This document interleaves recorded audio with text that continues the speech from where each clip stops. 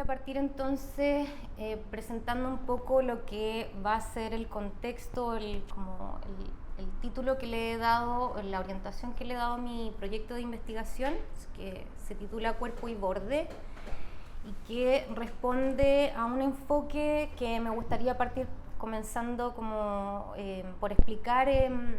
hacia dónde apunta esto que yo llamo una lectura material de la obra de Ricardo Irarrázaval. Esta lectura material responde a una pregunta que en el fondo, cuando se comienza con esta investigación, cuando uno se da cuenta como del amplio espectro de creativo de este gran artista que ya lleva casi 70 años de creación continuada, un poco esta pregunta orienta lo que tiene que ver con cómo hacer cohesiva una lectura, cómo hacer cohesiva una obra tan prolífica, tan extensa, con tanta búsqueda y experimentación como presenta este artista a lo largo de su trayectoria. Entonces, cómo leerla, ¿cierto?, sin perder esa coherencia, pero sí también reflejando algo que es el espíritu de Ricardo Irarrázaval y que se confirma ahora que he tenido también la oportunidad de conocerlo, que es el espíritu investigativo que él tiene, el espíritu de experimentar, de búsqueda tanto interna como a nivel técnico, material. Por tanto, un poco el origen de esta investigación traté de enfocarla y orientarla leyendo un poco, apoyándome en lo que es entender el taller mismo, o sea, entender desde la técnica del poder conocer al artista fue fundamental en el trayecto de todo esto, poder tener encuentros con él, conversaciones, saber algo que ocurre solamente dentro de su memoria, de su propia experiencia, y también traducirlo desde lo que ha sido el sistema artístico propiamente tal, tanto nacional como internacional, lo que existe en registros, en archivos, en documentos, y que puede darnos un poco distintas perspectivas, pero todas desde profesiones como son conservadores, curadores. Entonces todos estos textos críticos me llevan a algo que yo desarrollo como una cronología de procedimientos y materialidades. Este despliegue que ustedes ven acá un poco lo armé para que todos vayamos como compartiendo un macro de conocimiento general desde lo que sería el año 1931, que es el año donde nace este artista, hasta el año actual, que se considera un presente abierto de exploración continua, que todavía está en un proceso de desarrollo, y que es el trabajo digital de Ricardo. Entonces, como está esta cronología con distintos años, desde los años 50, que es más o menos el año en que él empezó a trabajar, digamos, su experiencia no se forja en instituciones nacionales, es como el primer rasgo indicativo de Ricardo. Él no viene de escuelas o universidades nacionales, locales, él tuvo formación en Roma, en París. Y bueno, aquí un poco vamos a ir viendo algo que es como un flujo de técnicas y de procedimientos que nos va a ayudar como a ver algo como un movimiento particular de lo que son técnicas, de todas las técnicas que le he empleado, que traté como de agruparlas. Entre eso tienen la cerámica esmaltada, lo que se marca ahí, tenemos escultura en madera, el óleo, que se presenta en la etapa intermedia de su carrera y que básicamente es quizá la técnica más explorada, es decir, de lo que se encuentra mayor volumen de obra. Técnicas de grabado en un principio, porque compartió alguna experiencia en el taller 99, también con otros colegas, ocupó un poco, experimentó con grabado de metal, con litografía también, que están más presentes en los 50. Después, en proceso en los 90, que trabajó con esmaltes, y ojo que estas distintas técnicas y procedimientos un poco los estoy mostrando para que nos vayamos como vayamos entrando en conocimiento de cómo ha pasado como el tránsito material de Ricardo a través de todos los periodos. Después tenemos acrílico. Acrílico aparece a partir como del año 2000 más o menos, entre el fines de los 90 y principios de los 2000, el acrílico, que tiene que ver con algo que se ha comentado en algunas oportunidades, que él tuvo un problema con la alergia a la trementina, que dejó el óleo por un tiempo, entonces experimentó en este periodo con acrílico. El dibujo muy presente, el dibujo es muy importante a pesar de que se conoce muy poco de él, porque el dibujo está más presente en las primeras etapas de Ricardo, pero el dibujo también él nos ha compartido que es parte como esencial desde su infancia, o sea, desde que él tenía el instinto artístico, que Ricardo rayaba los croquis de sus cuadernos, un poco como cuando todavía no tenía la vocación ni tenía todavía claro que él se iba a dedicar, digamos, al arte. Por eso estamos presentes al principio. Puse el frottage porque es muy importante en su proceso, a pesar de que este frottage, lo que se marca ahí, si lo alcanzan a ver, un poco está sobremarcando otras técnicas que son combinadas, técnicas mixtas, pero que es muy importante ponerlo de todas maneras en lo que es el procedimiento de su trabajo, ya que el uso de matrices, el uso de poder calcar distintas texturas y superficies es fundamental en casi todas las experimentaciones que ha desarrollado en su carrera. El pastel también muy presente, al igual que el óleo, comparten más o menos esas dos técnicas el mayor número de exploración. Y por último, el grabado digital, que es lo que se encuentra haciendo actualmente y que partió aproximadamente desde el 2000, fines de los 90 creo. Eso es un poco para como entender el cuerpo de cómo se ha movido un poco el tránsito explorativo de la creación de Ricardo, como ordenando un poco, dándole estructura a todo este conjunto de distintas disciplinas que también las maneja muy bien. Bueno, en el fondo, para poder entrar en este estudio material en la obra de Ricardo, yo propuse estos 4 ejes de estudio, o como 4 perspectivas de donde uno conecta, mira y articula los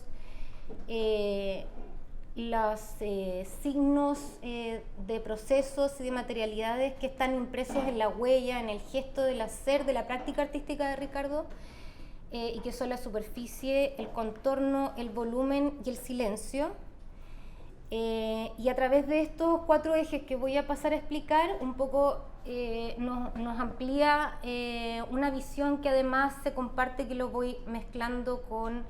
la crítica especializada, es decir, la crítica que los profesionales hicieron en su momento y que también abordan un poco estos 4 ejes o estos 4 conceptos.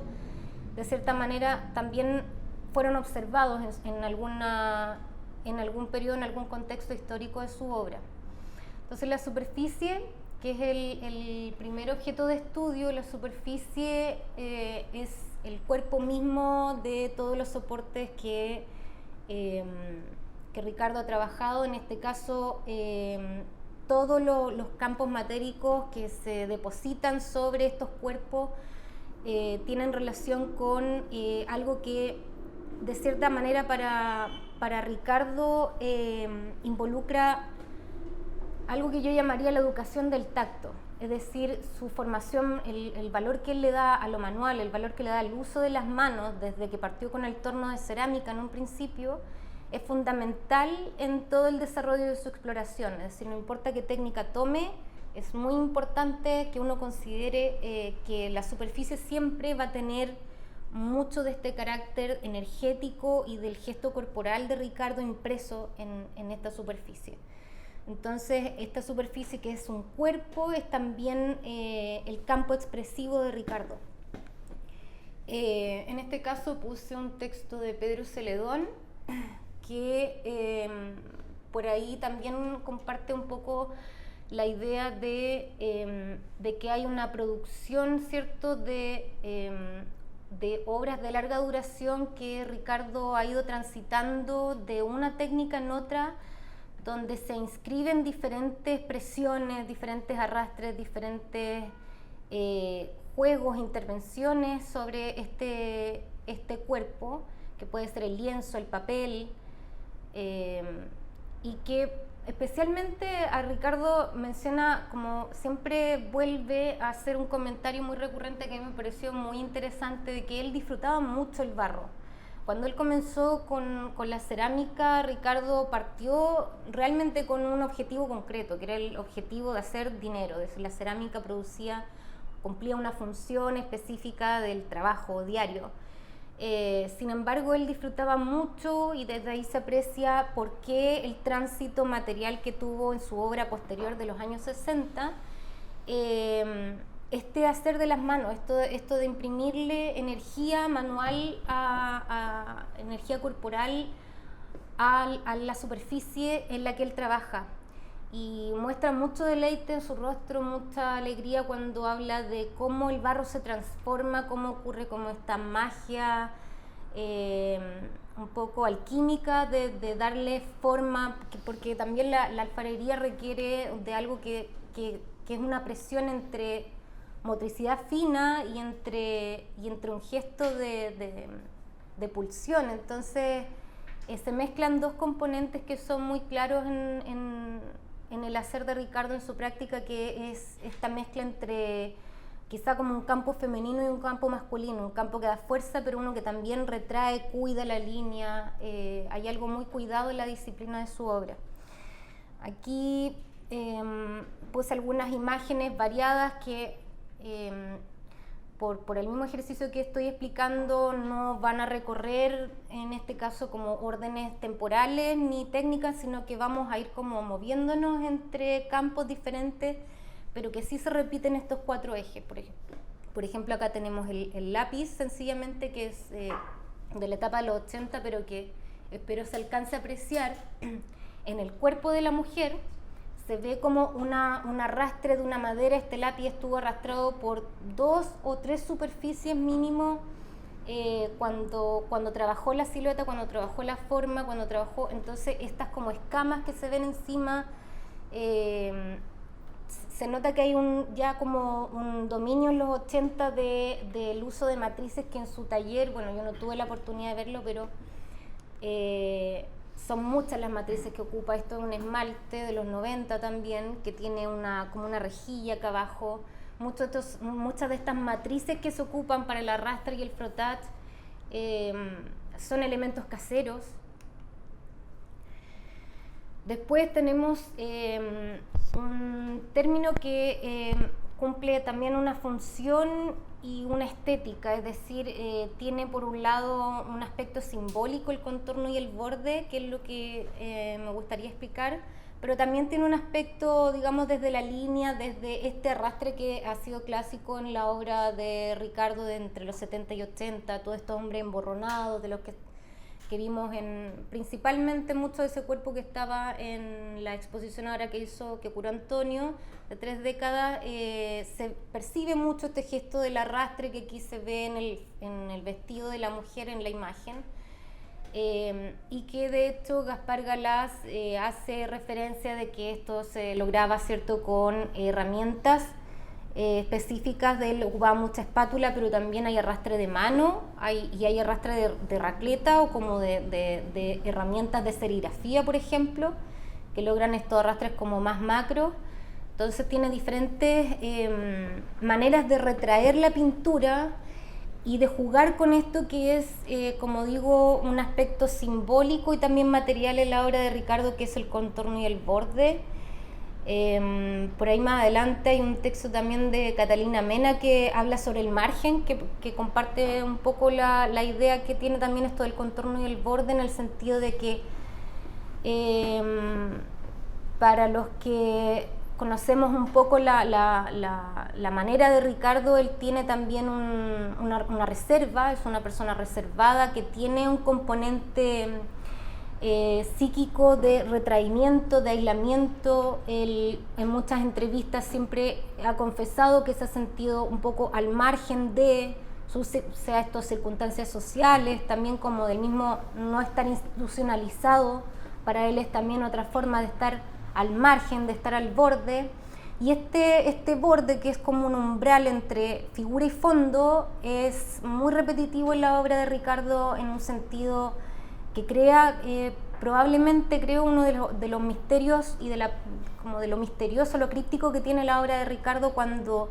se presentan estos fondos, estas cajas abiertas con límites específicos y juega con una transparencia que no se sabe dónde está recortado realmente la figura, el cuerpo, y cuando el cuerpo se empieza como a confundir con el fondo. También aquí algo muy bonito que leí en una entrevista que le hizo José Salaquet a Ricardo, que a mí me llamó la atención porque como yo vengo desde el área de la fotografía, hay algo que pasa en la versión aquí cuando él dice que esta leve distorsión, que estas pequeñas distorsiones de la realidad, ¿cierto? Porque cuando Ricardo trabaja el realismo pictórico, ¿cierto? Es tan fácil perderse en la sombra, en esa ilusión óptica, esa ilusión pictórica que menciona aquí José Salaquet,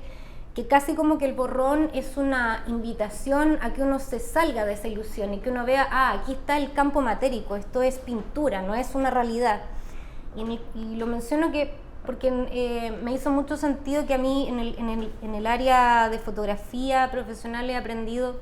que también pasa eso cuando las cámaras digitales, ¿cierto?, empezaron a tener cada vez más Full HD, cada vez más definición. La definición también facilita como la magia y la trampa también de que uno se pierde en la ilusión de la realidad, como que uno está viendo un paisaje y se ve más espectacular en una foto HD que lo que se ve incluso con nuestros propios ojos. Y ese retraimiento, entonces los fotógrafos a veces cuando quieren hablar de la materia fotográfica y llegar al negativo, por ejemplo, fotográfico, a los químicos, a la experimentación en el campo fotográfico, también juegan con mostrar, por ejemplo, las perforaciones del negativo, de velar, por ejemplo, las veladuras, todo lo que es un error que se integra en la composición. De pronto ese error nos devuelve a decir, esto es una foto, esto no es el paisaje no está en esa fotografía, ¿cierto? Está allá afuera, por decirlo. Es como devolvernos a algo que Ricardo domina muy bien, que es este campo de realidad, precisamente el que viene de una abstracción y de una geometría muy propia de la época de los 60, lo que logra en los 80 es impresionante como el nivel de realidad que logra. Sin embargo, igual es bonito y también mencionar a propósito de lo fotográfico que ahí quizá el compañero va a hablar un poco más de eso, pero mencionarlo sencillamente de que Ricardo tiene mucho apoyo en su proceso pictórico de fotografía. O sea, todo singularmente entre el periodo de los 70 y los 80, Ricardo se apoya de registro fotográfico para poder lograr ciertos, lo que yo llamaría como encuadres que son propiamente fotográficos. La fotografía, cuando entró en el campo del arte, lo primero que ayudó, junto con la perspectiva, lograr las perspectivas correctas, es también estos recortes que son como, recorta el hombro, recorta como, hay un corte que no metes todo el cuerpo dentro del cuadro, sino que dejas ciertos remanentes de que aquí hay como lo que logra la cámara, ¿cierto? Que es como un encuadre con otra manera de aislar el sujeto. Y que este sujeto de hecho aislado lo puse a pesar de que es de los 80. Ricardo menciona que de hecho en el campo digital está cada vez más corriendo y desplazando el cuerpo hacia los bordes. Cada vez le interesa más que el contexto fluya y que el sujeto como que un poco adorne o enmarque el cuadro, lo cual también es muy interesante. Luego el tercer eje es el volumen, y en yo me engolosiné con toda la creación de los 60, que es preciosa y que ilustra perfectamente lo que yo creo más se reitera en la observación de la crítica especializada del sistema artístico en la obra de Ricardo, que es el trabajo con el volumen. Ricardo él mismo confiesa que del paso por eso estábamos viendo la cronología al principio, del paso del barro, tuvo un viaje que fue fundamental para él a principios de los 60, que fue un viaje al altiplano, recorrió el norte chileno, Argentina, Bolivia, Perú, y volvió con esta obra de lo que aquí se ve solamente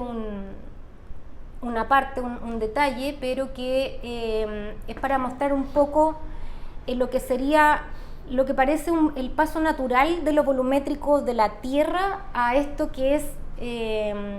y que curiosamente emplea la herramienta de la espátula como continuidad del modelado. Empieza a modelar estas obras de los 60 después de este viaje al altiplano con una fuerte carga de componentes tonales y de colores que estaban inspirados en esta atmósfera, que Ricardo menciona que le sorprendió mucho el color del altiplano por la vestimenta de las personas que habitaban estos lugares, que sentía que como que ellos estaban sobreviviendo al paisaje, que es una palabra muy bonita, sobreviviendo a través de ese color los grises del altiplano. Y además, otra cosa fundamental en esta obra es que él también después de este viaje tuvo un pequeño lapsus como de bloqueo artístico, bloqueo mental, de no creativo, de no hacer durante unos 3 años. Entonces también es fundamental que cuando él empieza a hacer esta obra, él empieza a trabajar por memoria. Entonces esto es como memoria acumulativa, es como si acumulara capas y capas de materia terrosa que viene a representar la memoria del altiplano, básicamente. Él ni siquiera está representando la presencia directa. Aquí no hay registro fotográfico, aquí no hay otro símil, aquí hay como una descarga, y quizá por eso también hay un gesto acumulativo que se repite. Que ahí pongo, Romera menciona también, por ejemplo, Romera quizás sin tener conocimiento de esto, escribe en la época que este periodo, esta creación de los 60 viene como más de un impulso sensible que desde lo razonado. Y tiene toda la razón. De hecho, se complementa también cuando uno estudia y dice, pero es que él recordó y en el fondo recordó cómo eran esos tonos, y parte con toda esta época. Bueno, aquí tenemos cuando está con el torno, y es fundamental, yo creo que de aquí, a partir de esta obra, se empieza a hacer algo que funciona como una descomposición del volumen a través de la obra hasta llegar a lo que es hoy la interfaz del plano digital. O sea, desde no en un orden lineal, sino como con todo este rastre que veíamos en el flujo inicial, pero sí hay una descomposición de la materia, que hay otra obra que es de esa época, que está llena de capas y capas de algo que también se menciona como si fueran como estratos minerales de la tierra que él hubiera ocupado en estos óleos, y que poco a poco desde la geometría empieza a configurarse lo que sería la etapa posterior, que ya estas geometrías empiezan a tener un volumen y cada vez una caracterización más humana. Y por último tenemos el silencio, que sería también una manera quizás de volver a lo que sería el margen, porque creo que aquí tengo, claro, a Catalina Mena y a Nelly Richter, que ambas tienen en distintas épocas y contextos históricos, ambas hacen mucha apreciación como desde este borde que refleja mucho, por ejemplo, la pérdida de identidad en el emborronamiento, el borde recortado, figura y fondo, todos estos aislamientos, todas estas soledades que Catalina Mena dice que casi como que pidieran conexión, reconectarse un poco, como rehumanizarse quizá, y que Nelly Richter también en Galería Época, en una expo que fue en el 76, también vio unos pasteles que corresponden a esta exposición, y que también menciona que las primeras obras, ¿cierto?, eran figuras mudas y solitarias, y que buscaban conectarse a través de los ojos. Entonces, muy interesante también, porque los ojos en la obra de Ricardo aparecen y desaparecen. Entonces hay una conexión y una desconexión que va fluyendo en distintos procesos creativos. Lo que está inmediatamente al lado me pareció pertinente poner lo que es su propia letra. Está escribiendo la Nemesio Antunes, que esa obra se la regala a los tres. Me imagino que Nemesio y su hija, su señora y su hija, les regala esa obra, y que estaba puesta ahora, que era parte de la guía de teléfonos del Norte Chico, dice Región Astronómica. Esta obra se llama El Astrónomo, de hecho, y fue regalada a Nemesio. Y fue lo que Nelly Richard, de hecho, curó, que era todos estos pasteles, y que de pronto menciona lo de la soledad, pero como que se vuelve a conectar en la expresividad de los ojos, que ahora aparecen, pero que van reapareciendo, digamos, conforme va fluyendo algo que yo considero que también Ricardo se afecta mucho de lo político-social de su entorno. Entonces también, si uno empieza a mirar ciertos como nombres de ciertas obras, uno se da cuenta de inmediato que él también tiene como una cuota de sarcasmo, una cuota de mirada social, una cuota crítica. Ahí siempre no hay obra que no esté como cargada de su contexto para Ricardo, porque a pesar de que ocurre todo este aislamiento, cierto, estético, él está muy conectado, tiene como un sentir político bien fuerte. Y por último, quería como dejar algo así como un final un poco abierto, que también ocurre en mi texto, y que viene como ya no a mostrar tanta obra, sino como a esquematizar algo que me parece podría funcionar se habla mucho y muy poco a la vez del trabajo digital de Ricardo, en el sentido de que, por ejemplo, la D21 tiene varios catálogos y se han hecho periódicamente desde el 2022 varias exposiciones de sus obras digitales que él sigue creando y explorando, pero no ha tenido todavía como esa crítica que reúne y que porque está en constante construcción y está actualmente ejecutándose. Pero que yo lo propongo como una arqueología sensible, es decir, el último gesto matérico que uno puede ver en un trabajo digital actual es la composición de las capas. Es decir, todos los que trabajamos con Photoshop sabemos que el software requiere el trabajo de capas, el fotomontaje lo requiere, pero el fotomontaje digital empieza en el proceso de Ricardo, para mí, a tener una especie de retorno. Es decir, hay algo que todavía podemos observar y que yo los invito a que se observe como desde esta perspectiva la obra que él está creando actualmente, que para mí ese retorno, esa arqueología, es como que uno va sacando capas de contenido que tienen que ver con su propia formación, con su propia exploración.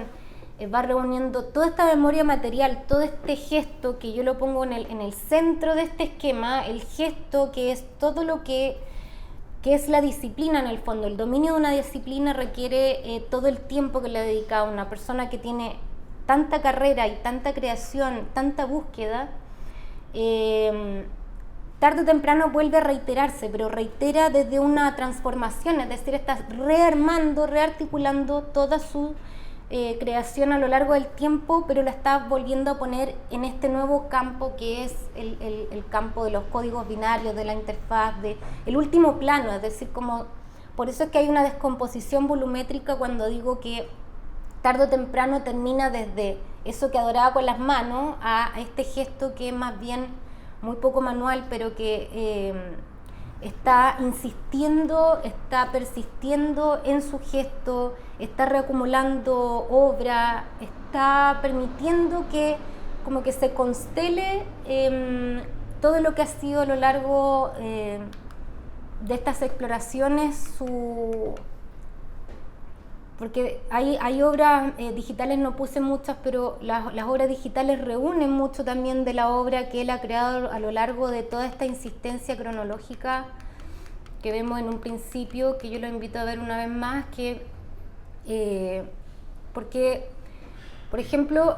tenemos acrílicos en paisaje, que fue una etapa que a él no le gustaba, por ejemplo, para mencionar como qué es lo que pasa con los procesos. Claro, el acrílico lo tomó como en el lugar del óleo por un tiempo para ver como cambio de técnica y sigo haciendo lo mismo, pero no le gustaba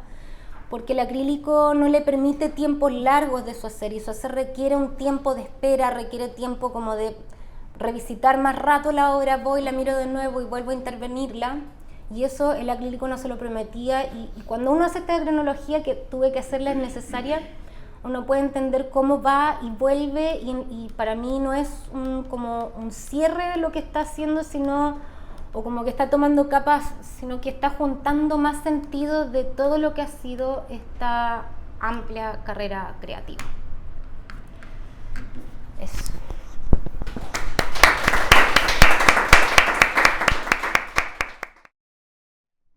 Muy buenas tardes, muchas gracias por haberse hecho un tiempo en estos días calurosos del verano, ¿no?, para venir a escuchar sobre Ricardo Irarrázaval.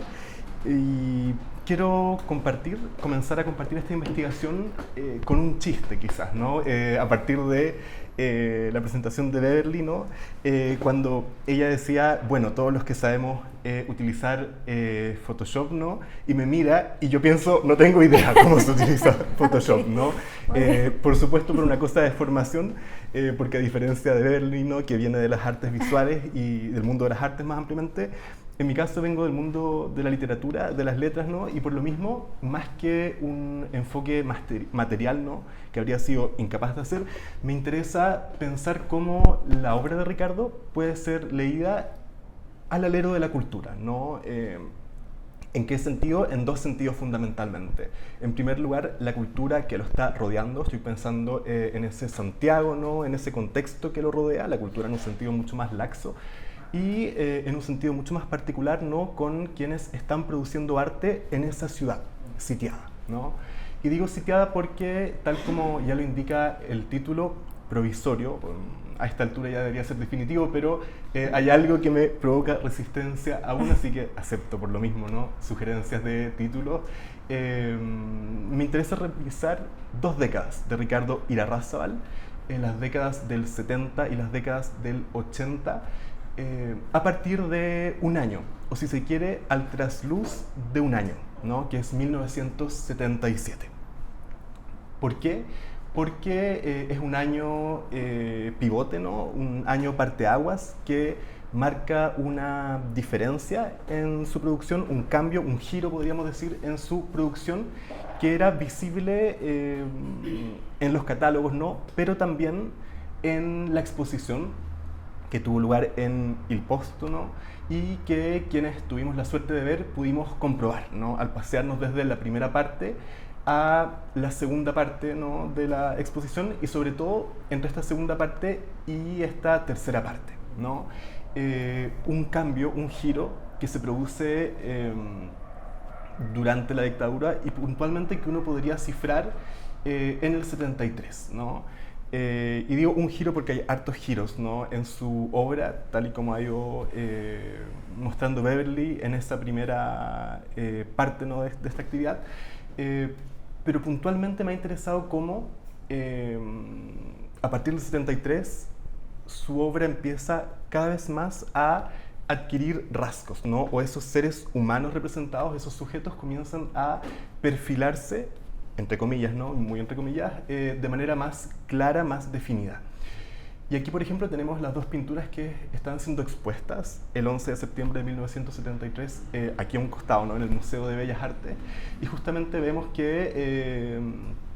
son figuras sin rostro, y poco a poco, a partir de ese año, Irarrázaval irá incorporando el rostro, ¿no? Y digo hasta cierto punto porque, por supuesto, hay un borroneamiento de esos rostros, que es algo que, por supuesto, me ha interesado también pensar. En ese sentido, me ha interesado pesquisar cómo a esta impulsión figurativa que tiene lugar tras el golpe, ¿no?, y que me interesa comprender como un retorno a la realidad o un desvío de la mirada desde el marco, ¿no?, del cuadro hacia la realidad, es también acompañada por una compulsión desfiguradora, que tiene que ver, por supuesto, con representar lo real, aquella realidad que lo circunda y que lo perturba, pero al mismo tiempo perturbar esa realidad que está siendo representada, ¿no? Quizás en un gesto sumamente irónico para dar cuenta de esa desfiguración que está viviendo el país, que están viviendo sus instituciones, que están viviendo incluso en su cuerpo, ¿no?, algunos ciudadanos que son, por supuesto, detenidos, torturados, desaparecidos. para pensar ese problema, ¿no? Que es un problema amplio y grande, he querido rendir homenaje, si se quiere, o detenerme en un hito de Irarrázaval poco conocido, que el catálogo de la exposición de Il Postó pone en relieve, y que me interesó por lo emblemático que puede resultar una exposición en la que Irarrázaval apenas ofrece un par de pinturas, ¿no? Que comparte de hecho con otros artistas visuales de la época, y que tiene lugar en Ahumada, en el Paseo Ahumada, es decir, a unas cuadras de aquí, puntualmente en Ahumada 254, en el entrepiso, ¿no? Y leo este fragmento de Carlos Altamirano que recuerda esa exposición y puntualmente esa galería que duró un año. Nelly Richard dirigió una galería de arte en la calle Ahumada, secundada por Carlos Lepe y yo. La calle estaba en proceso de ser peatonal. Se caminaba sobre veredas improvisadas con tablones, mientras los oídos eran ametrallados por los taladros que destrozaban el pavimento. Entre las variadas asociaciones semánticas del nombre de la galería, cromo, la más pedestre invocaba el material del que estaban hechos los sueños del propietario de la mueblería que cedió sin condiciones el espacio durante un año. Esto, ¿cierto? Esta anécdota, este recuerdo, me permite, en primer lugar, pensar, por supuesto, las asociaciones que existen entre lo que se está produciendo y esa realidad, ¿no? Esa realidad material, los taladros que están remodelando el Paseo Ahumada en plena dictadura para convertirlo en lo que hoy más o menos es, pero también las asociaciones acústicas que ese taladro, que en ese ruido, ¿no? Del taladro reverberan, y que son también los disparos y la ciudad sitiada, ¿no? La dictadura cívico-militar.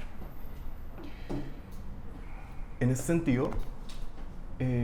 recordar también que no solo el Paseo Ahumada, sino el metro se está extendiendo y la ciudad está cambiando. Y esos cambios múltiples, esos cambios urbanos, esos cambios sociales y políticos, me interesa pensarlos en la producción de Ricardo. ¿Cómo estarían cifrados? Es lo que me interesa comprender. Y para ello, de esta Galería Cromo, en la que hay 6 exposiciones a lo largo de un año, y entre las cuales hay una en la que Ricardo participa junto a distintos artistas visuales que hoy en día son de gran connotación, destaco dos catálogos que me van a permitir pensar críticamente, leer críticamente la obra de este pintor y artista. Primero, el catálogo Kafka y nosotros, dedicado a la exposición de Roser Bru, y segundo, el catálogo Santiago de Chile, la exposición de Carlos Altamirano, que tienen ambas lugar ese año en Ahumada 254. Destaco, eso sí, que más que hablar de influencias o de pensar, digamos, en las contaminaciones que pudo o no pudo haber habido entre este artista y sus demás compañeros y compañeras que están exponiendo en ese lugar, me interesa retomar estos dos catálogos que están dirigidos por Nelly Richard, pero en los que también participan Lepe y Altamirano, más como lentes para poder auscultar la obra visual de Irarrázaval. Y por lo mismo, propongo pensar Galería Cromo, este proyecto dirigido por Nelly Richard, como una caja de resonancia y como un prisma. Es decir, recapitulando, 1977, y en particular la exposición de Galería Cromo, o la experiencia, mejor dicho, de Galería Cromo, va a permitirnos pensar esta obra de Irarrázaval desde estas dos perspectivas. Funciona como una caja de resonancia porque, como voy a mostrarles a continuación, en Galería Cromo se deja leer críticamente la producción previa que Irarrázaval está haciendo desde el golpe hasta el 77, y por otra parte como un prisma que permite redirigir esa obra desde los interiores hacia los exteriores, que es un poco lo que voy a mostrar a continuación. Para ello, entonces, retomo estos dos catálogos, el catálogo de la exposición de Roser Bru y el catálogo de la exposición de Altamirano, para leer críticamente estas dos etapas, ¿no? Estas dos décadas que, si se quiere, son legibles a partir de lo que pasa en Ahumada 254. Los 70 entonces, aquella época en que estos rostros reclusos, estos retratos que va a hacer impulsiva y compulsivamente Ira Rázaval, pueden ser pensados como las contracaras de la desaparición,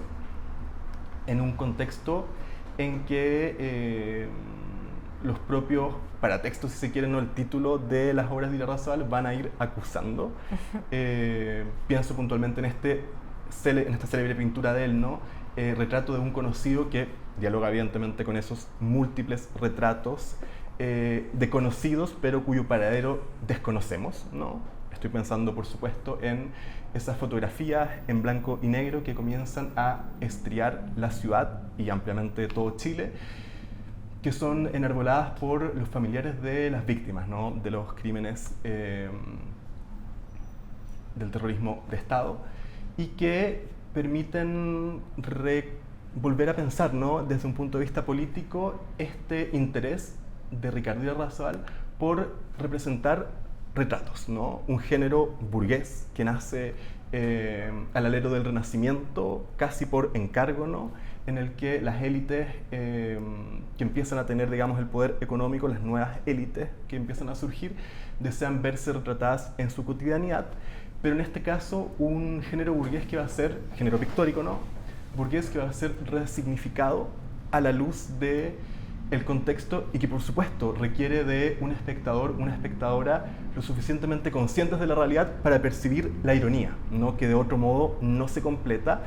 y que por supuesto está invitando al espectador, a la espectadora, a mirar más allá del cuadro, no más allá de esa oficina, más allá de lo que está ocurriendo en la pintura.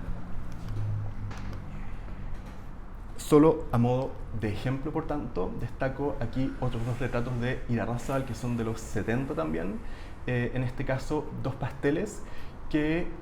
desde un punto de vista biográfico, ¿no? Se pueden leer como ese interés que tiene Ira Rázaval por retratar ese mundo empresarial, ese mundo de bancos, ¿no? Ese mundo financiero del que participa su padre y que él detesta y del que él se aleja muy tempranamente, pero también en el marco de esta compulsión desfiguradora viene a acusar aquellos cuerpos torturados, ¿no? Aquellos cuerpos difuminados, cuya identidad literalmente se difumina y cuya imagen también, a través de estas fotografías, adquiere un carácter espectral, ¿no? Imágenes de muy mala calidad, que muchas veces los familiares recortan de sus propios álbumes y que amplían para poder reclamar justicia en medio de la indiferencia política, ¿no? O la indiferencia estatal. Desde ese punto de vista, entonces, me parece que estos retratos que Ira Rázaval comienza a figurar y al mismo tiempo desfigurar a partir del 73 adquieren todo su espesor si los leemos al trasluz de la exposición de Rosserbru, el de año 77 en Galería Cromo,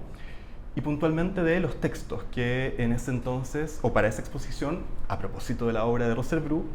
escriben Enrique Lin, Adriana Valdés y la propia Nelly Richard, que justamente vienen a enfatizar cómo los retratos son un género que ha sido cómplice de el terrorismo de Estado y de la destrucción, digamos, de personas, de la aniquilación masiva de personas, como fue, cierto, el caso del Holocausto, pero que Rosserbru revisita a la luz de su propia experiencia en la Guerra Civil Española, ¿no? En ese sentido, y solo por escoger una de las tantas citas y una de las tantas asociaciones que se podrían hacer, destaco cómo en cada retrato de cada sujeto sería legible toda la historia, ¿no? Muy a la manera de las capas que venía hablando Beverly en la presentación anterior, pero que por supuesto cobran nueva relevancia en el Chile bajo dictadura, entre el 73 y el 90. Eso entonces con respecto a la primera parte, ¿no? La primera década del 70.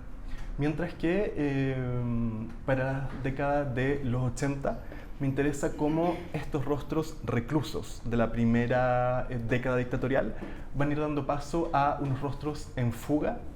que me interesa leer como los fantasmas de la City. Digo la City de manera muy irónica, ¿no? Porque por supuesto Santiago empieza a espejearse, ¿no? Con los modelos económicos euro-norteamericanos, pero también porque la City es el distrito financiero que en la biografía de Irarrázaval adquiere el pavor, ¿no? De ese padre que representa el orden y el conservadurismo,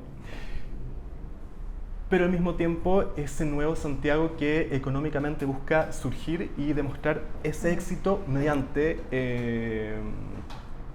por ejemplo, la remodelación del Paseo Ahumada, ¿no? Estos rostros entonces que en un primer punto dialogan con esas fotografías de los detenidos desaparecidos, empiezan en la década de los 80 o a partir de la década de los 80 a salir a la calle. Y justamente si es que en la primera parte la reclusión, la fijeza, ¿no? Ponía en primer lugar, o en la escena, ¿no? A los cómplices de todos estos delitos. En este caso, me parece que la sospecha es, si se quiere, el telón de fondo que va a rodear esta producción pictórica y más ampliamente visual. Algo interesante también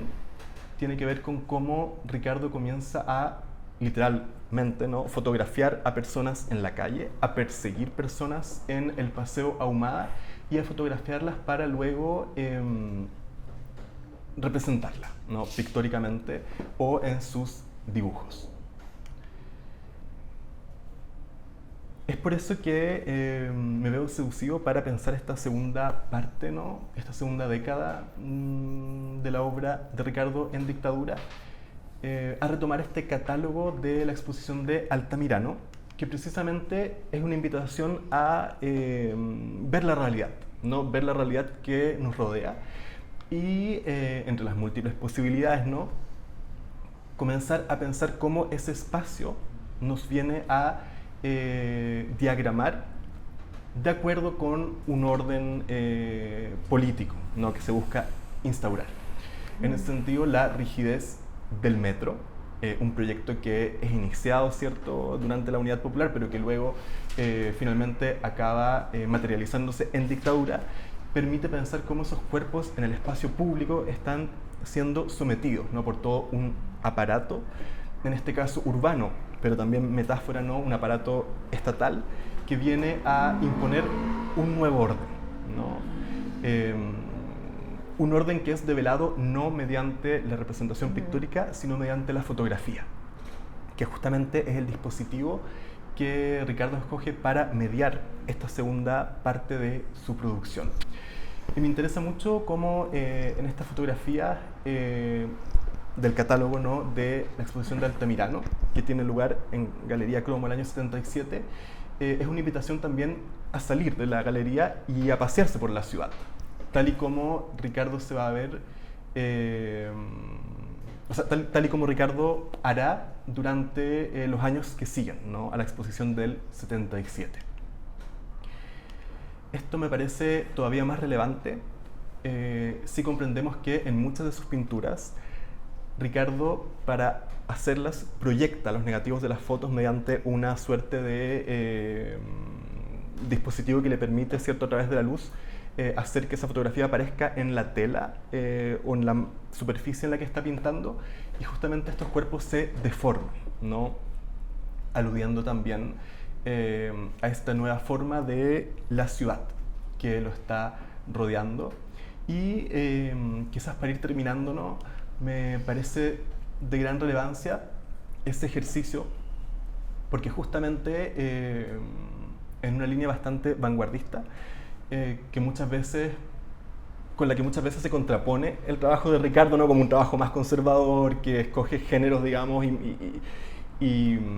modos de hacer que serían menos experimentales, algo que también desde el punto de vista material Beverly demuestra como que no es así, ¿no? Desde el punto de vista de la gramática visual que él está desplegando en su obra, uno podría incluso emparentarla, ¿no?, con esos otros trabajos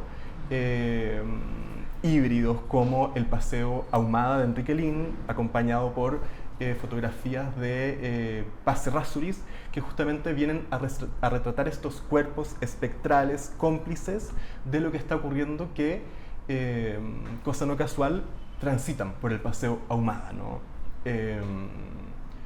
Tras la remodelación que tiene lugar durante el año en que se monta Galería Crom. Entonces me parece que estas figuras, ¿no?, que Paz Errázuriz representa fotográficamente, pero que dialogan con esa crítica mordaz que Lihn hace a este auge económico que no es tal, o que no chorrea para todos, ¿no?, para ocupar la famosa metáfora. Dialoga, por supuesto, con la obra de Ricardo y nos permite pensar ese uso de la fotografía no como una anécdota experimental o casi como una ayuda a memoria para poder pintar lo que veo, sino como un deseo por incorporar la realidad a través de este dispositivo, ¿no?, que permite complejizar y que, para referir también al trabajo de Beverly, agrega otra capa, ¿no?, a este trabajo de múltiples capas que dialoga con obras que también, obras de vanguardia, ¿no?, de vanguardia poética, que justamente también están pensando en esas múltiples capas que conforman las producciones artísticas, pero también la realidad, ¿no? Y solo a modo de cierre, les comparto los dos epígrafes que están, que bueno, una vez que el texto esté publicado, ¿no?, y que puedan leer, verán al inicio del texto, no al final, pero con esto cierro, ¿no? Las leo simplemente, ¿no? Todos los retratados, escribe Nelly Richard, condensan en su pose la expresión definitiva de un destino no solo individual, sino colectivo, puesto que pasa por la historia. Y por su parte, Enrique Lihn va a escribir: su corbata es mi nudo gordiano, su terno de Falabella es mi telón de fondo. Para cerrar un poco este recorrido que viene a complementar, digamos, o a pensar la experimentación irarrázabaldiana, ¿no? Ya no solo desde el punto de vista material, sino también desde la gramática visual que está operando en esa obra. Así que eso, muchas gracias por su atención.